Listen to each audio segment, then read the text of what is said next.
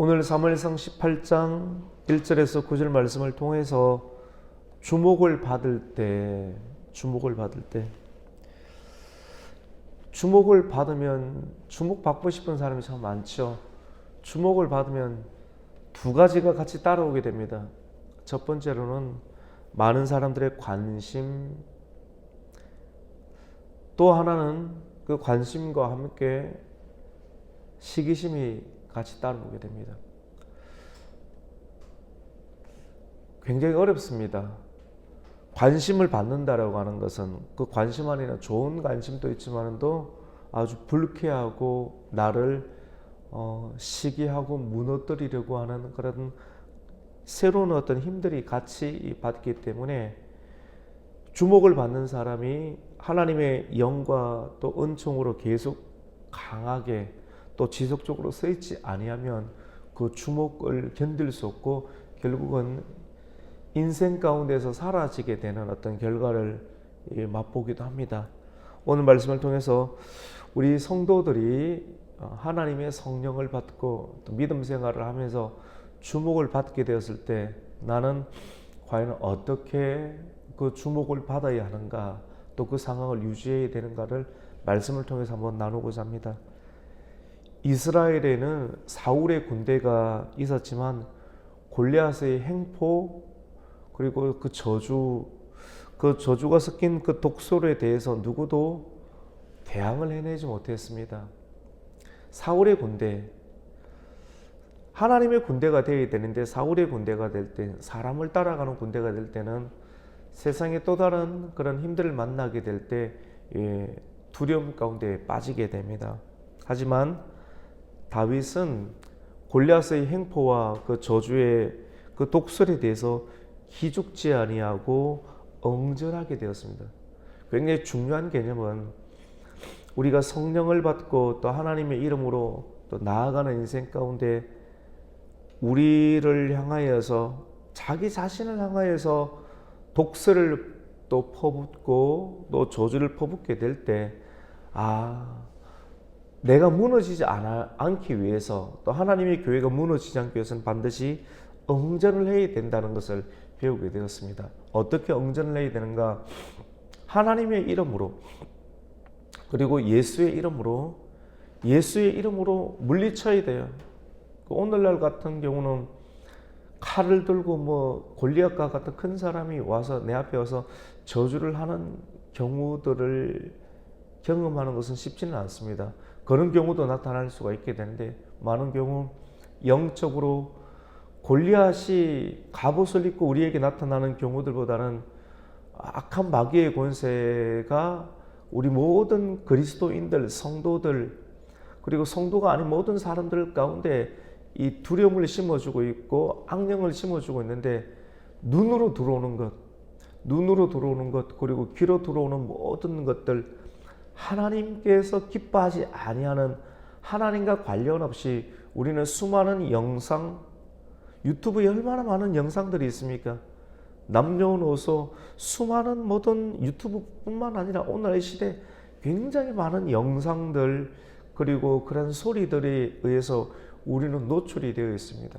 그래서 이러한 것들에 대해서 응전해내지 못하면 그것을 다 받아들이면 우리의 머리 또 우리의 뇌 우리의 생각 우리의 마음 가운데 이 시대의 영적인 골리앗들이 우리 안에서 우리를 무너뜨리려고 하는 그런 수많은 어떤 노출 가운데 우리는 무너지게 될 수밖에 없는 것이죠.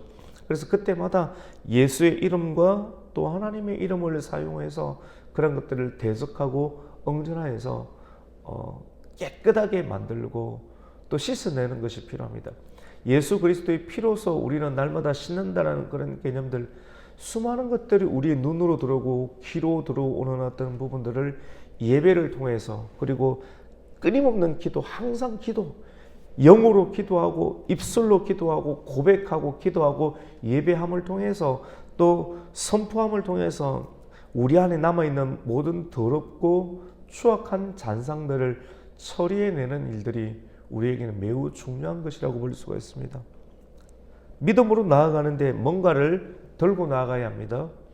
다윗은 믿음으로 나아갈 때 뭐를 들고 갔냐면 시냇가에서 돌멩이 5개를 들고 나갔습니다. 믿음으로 한다고 하는 것은 뭔가를 들고 나가는데 우리는 또 생각을 합니다.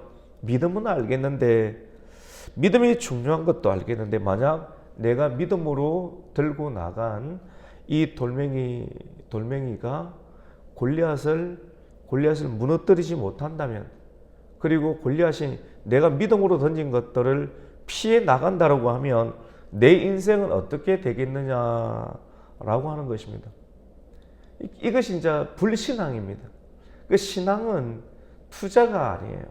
믿음으로 나간다라고 하는 것은 생명을 죽을 각오를 하고 온전히 하나님께 맡기는, 내가 이것을 던졌을 때 상대가 피하면 나는 어떻게 되겠나, 이렇게 계산하기 시작하고 투자하기 시작하면 믿음으로 나아갈 수가 없게 되는 것이죠. 결국은 사울의 군대처럼 두려움 가운데 빠질 수밖에 없습니다.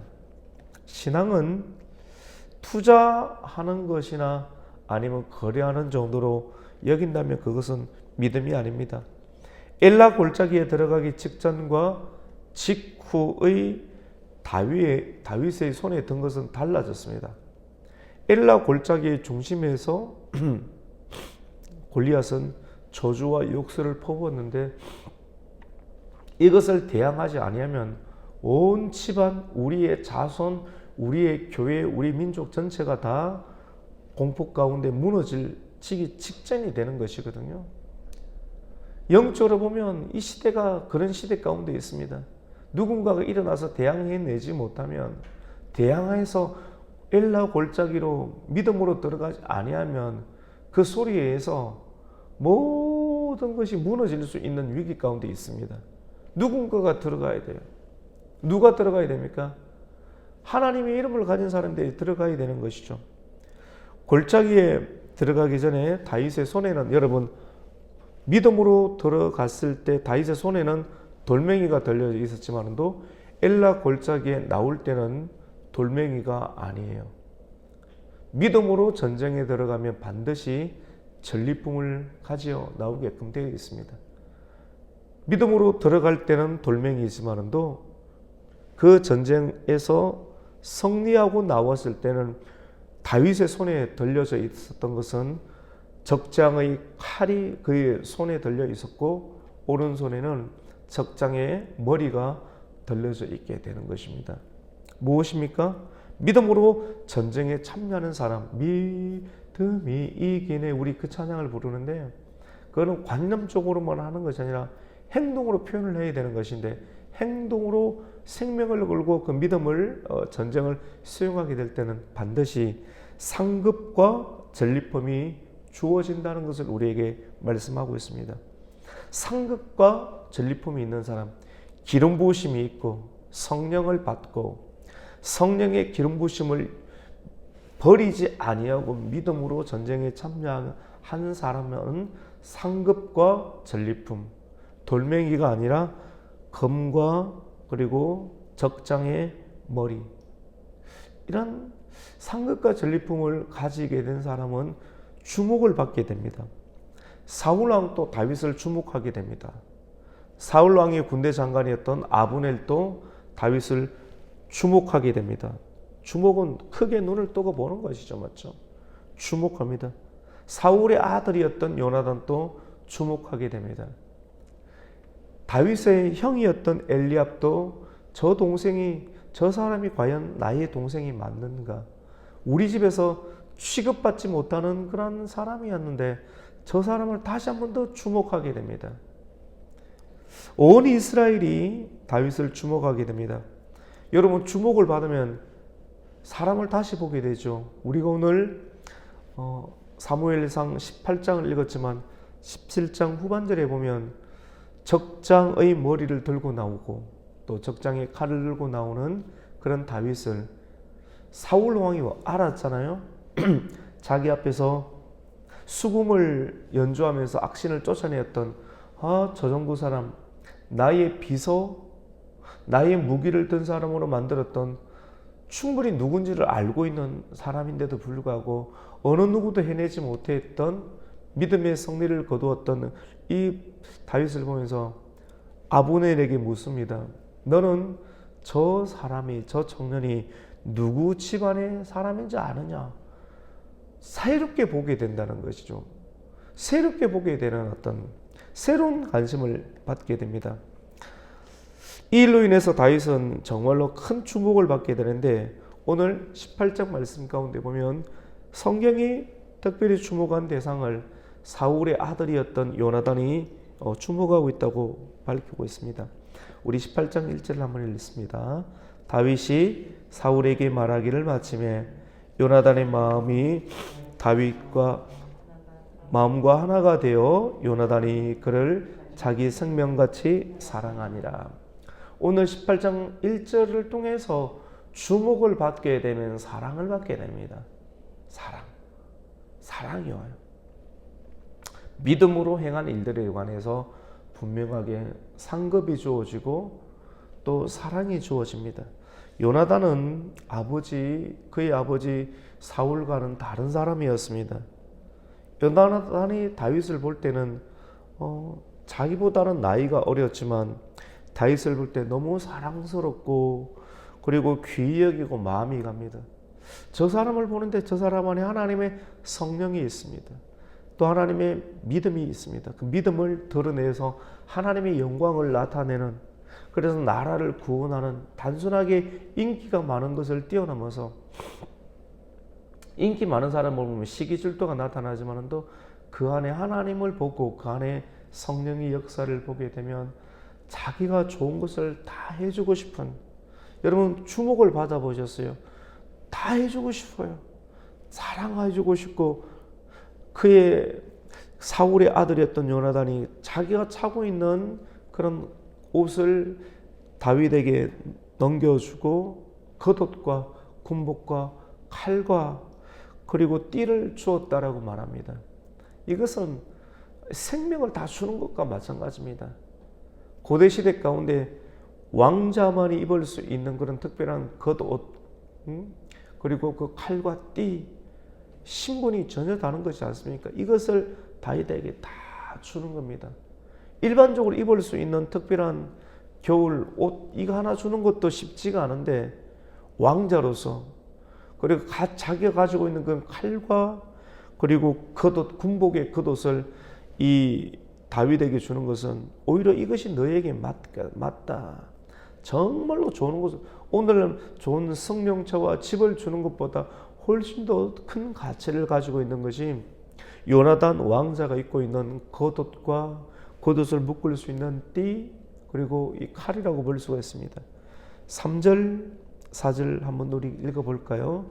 시작. 요나단은 다윗을 자기 생명같이 사랑하여 더불어 언약을 맺었으며, 요나단이 자기가 입었던 겉옷을 벗어 다윗에게 주었고 자기의 군복과 칼과 활과 띠도 그리하였더라. 생명같이 여겼다. 자기의 생명, 다윗을 볼 때 자기의 생명같이 여겼다. 그 안에 하나님의 영이 흐르는 사람은 통합니다. 사랑을 주게 돼 있죠. 그래서 사랑을 주어서 더불어 언약을 맺었다. 언약을 맺었다라고 하는 것은 피를 나눈 것 아니겠어요? 피를 나눈. 오늘날 교회는 예수의 피를 나눈 그 성도와 성도의 관계, 성도와 교회의 관계, 성도와 예수 그리스도의 관계는 피를 나눈 언약의 관계라 부를 수 있습니다. 그래서 우리가 하나님을 나의 아버지라 부르. 서로 다른 피를 가지고 있지만도 교회 하나님의 부르심을 받고 온 사람들과의 관계는 피를 나눈 형제, 피를 나눈 형제들과 다툴 수도 없고, 그리고 함부로 대할 수도 없죠, 맞죠? 그 귀히 대하는. 그렇습니다, 여러분. 사람이 주목을 받게 되면 첫 번째로는 그 지위가 올라가게 됩니다. 사울은 일을 마치고 아버지 심부름을 하기 위해서 엘라 골짜기 왔다가 나라를 구원하였던 그 다윗은 집으로 돌아가려고 하겠죠. 그런데 너는 단순하게 집으로 돌아가야 될 그런 존재가 아니다. 너는 시골에서 양을 칠 사람이 아니다. 내 곁에 있으라 하면서 군대의 지휘관으로 삼게 됩니다. 다윗은 이렇게 군대의 지휘관으로서 사명을 받고 일을 하게 되면서 크고 작은 전쟁에 계속해서 투입되며 전투에서 날마다 승리를 얻게 됩니다. 다윗의 명성은 시간이 지날수록 계속해서 올라가게 되겠죠. 그런데 여러분, 이렇게 계속해서 승승장구하는 다윗, 지도자가 있고요. 지도자 밑에 있는 사람이 그의 명성이 계속 올라가게 되면 최고의 지도자는 자기 사람처럼 보이지만 이 많은 사람들이 이 다윗을 자꾸 외치게 되면 굉장히 불편해집니다. 이걸 또 아셔야 돼요. 최고의 지도자가 볼 때 너무너무 불편해지는 거예요. 한날은 다윗이 전쟁을 마치고 또 돌아오게 되는데 이스라엘의 여인들은 가만히 있지를 못하잖아요. 좋은 것을 보면 좋다라고 막 이야기하라는 수준을 뛰어넘어서 이 노래를 부르지 않습니까? 이스라엘의 여인들이 전쟁에서 돌아온 다윗을 보고 사울은 천천히고 다윗은 만만이다라고 하는 그런 소리와 노래를 듣고 그때부터 마음 가운데 이상한 마음이 생기기 시작합니다. 다윗이 저렇게 칭송을 받게 되는데 나는 천천히고 다윗은 만만이라고 한다라고 하면 내가 다윗에게 내어줄 것이 이 나라밖에 더 있겠느냐. 굉장히 불편한 마음이 생기기 시작하는 것이죠. 얼마 전에도 사울이 선지자 사무엘을 통해서 하나님께서 너를 버리고 새로운 이웃을 너 대신 왕으로 삼을 것이다 라고 하는 말씀을 들었고 저 소년 다윗이 내 자리를 탐할 수 있겠구나, 내가 쫓겨나가고 저 사람이 올 수 있겠구나 하는 그런 생각을 하게 될 때 마음이 더 이상 관용의 마음이 생기지 않게 되는 것을 보게 됩니다. 성경은 이것을 보면서 사울 안에 악령이 들었다. 악령이 든 결과는 시기심이라고 볼 수 있습니다. 여러분, 시기 질투는 단순한 마음이 아니에요. 시기심이란 단순하게 상대편이 미운 것이 아니라 좋은 것을 보고도 좋게 여겨지지 아니하고 박수를 쳐줄 수 없는, 좋은 것을 통해서 저 사람의 좋은 것이 나의 나쁜 것을 드러나게 했다라고 하는 마음을 가짐을 통해서 내가 살기 위해서 좋은 것을 파괴하는 마음을 두고 시기심이라고 합니다. 시기심을 받게 되면 누군가가 나를 저주하고 죽이게 돼요. 몰아내게 되는 어떤 상황을 경험하게 됩니다. 시기심의 최초는 가인과 아벨이잖아요. 아벨과 가인이 동일하게 예배를 드리는데 아벨은 더 나은 믿음으로 드리고 이 가인은 아벨보다 좋지 못한 믿음으로 드리게 될 때, 격차가 생기게 될 때 하나님의 불이 임하게 되고 하나님의 불이 임하지 아니하게 될 때 예배 이웃 가운데 불을 받지 못한 사람이 불을 받은 사람을 죽이려고 하는 마음을 두고 시기심이라고 했습니다. 우리가 예배를 드릴 때마다 예배 드리기 전에 내 눈으로 그리고 내 귀로 들었던 그 모든 것들을 예수 그리스도의 피로 정결하게 만군의 여호와의 이름과 예수의 이름으로 모든 내가 보았던 것, 내가 들었던 것들을 씻어내고 치유해내지 아니하면, 예수 이름으로 물리치지 아니하면, 예배 이웃 가운데 씻어내지 아니하면 여전히 남아있는 시기심으로 인해서 예배를 잘 드리고 능력 있는 사람들을 창으로 던지려고 하는 사울의 영이 그 사람을 지배할 수 있다는 사실을 우리는 알아야 됩니다. 단순하게 골리앗과 다윗의 문제가 아니라 매우 실제적인 어떤 부분임을 우리는 발견할 수 있습니다. 성령을 받지 못하면 인간의 본성은 누군가를 파괴하고 망치는 일을 할 수가 있습니다. 시기심, 오늘 우리는 9절까지 읽게 되었는데요. 시기심, 내 안에 시기심이 있는가 구별해 봐야 됩니다. 내가 시기심이 생긴다고 하는 것은 성령이 강하게 역사하지 않는다는 것이죠. 내 안에 성령이 떠났다라고 하는 것이죠. 내 안에 시기심이 있는지를 발견해 볼 수 있는 중요한 그런 필터는 내가 누군가를 계속해서 많이 쳐다보고 있는가, 계속 뭔가를 생각하고 있는가, 아니면 빤히 쳐다보고 있는가. 우리 마지막 8절과 9절을 한번 읽습니다. 시작. 사울이 그 말에 불쾌하게 심히 노하여 이르되 다윗에게는 만만을 돌리고 내게는 천천만을 돌리니 그가 더 얻을 것이 나라 말고 무엇이냐 하고 그날 후로 사울이 다윗을 주목하였더라. 하나님의 성령을 받게 되면 악령에 시달린 자들로부터 주목을 받기도 합니다. 그리고 사울의 아들이었던 요나단과 같은 사람, 성령의 사람으로부터 사랑을 받고 언약을 맺기도 하고 좋은 것들을 받기도 합니다. 우리가 주목을 받게 되면 두 가지를 같이 받게 됩니다. 시기도 받고 사랑도 받게 됩니다. 어떻게 해야 됩니까? 주목받지 않는 인생이 되어야 되겠다. 그건 아니죠, 맞죠? 하나님의 성령을 받게 되면 고난도 받고 하나님 나라의 은혜도 같이 받게 됩니다. 그래서 고난을 받게 되면 그때부터 내가 누리는 것들을 손으로 놓아야 되는 그런 연단의 과정도 있게 됨을 성경은 예고하고 있습니다. 여러분에게 고난이 있습니까? 그것은 내가 주목을 받고 있구나. 하나님의 사랑도 있고 세상의 시기와 질투도 함께 받고 있구나. 교회는 이것을 피할 수가 없습니다. 성도는 이것을 피할 수가 없습니다. 오늘 말씀을 통해서 주목을 받을 때 상대적으로 주목을 받지 못하는 사람의 시기의 대상이 될 수 있다는 것도 인지하시고 지혜롭게 또 성령을 계속해서 사모하면서 기름 부으심을 사모하면서 지혜롭게 하나님의 기름 부으심을 잃지 않고 계속해서 고난도 이겨내면서 시기심도 이겨내면서 하나님의 뜻을 쫓아서 지속적으로 나아갈 수 있는 하나님의 성도가 되시기를 예수님의 이름으로 축원합니다. 아멘. 아버지 하나님 감사를 드립니다. 오늘 아침 또 우리를 깨워주시고 또 말씀을 통해서 주목받는 인생을 주목을 받게 될 때 나는 어떻게 행동을 해야 되는가를 다시 한 번 더 말씀 안에서 보게 되었습니다.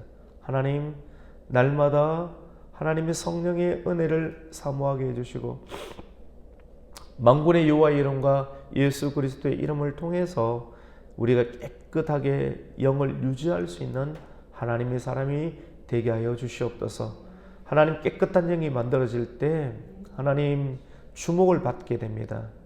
많은 사람들로 칭찬도 얻게 되고 지비도 얻게 되지만도 또 시기심도 받게 되는 것을 보게 되었습니다. 주님, 끝까지 믿음을 유지하여서 지혜를 발휘할 수 있는 하나님의 성도 되게 하여 주시옵소서. 예수님의 이름으로 기도드립니다. 아멘.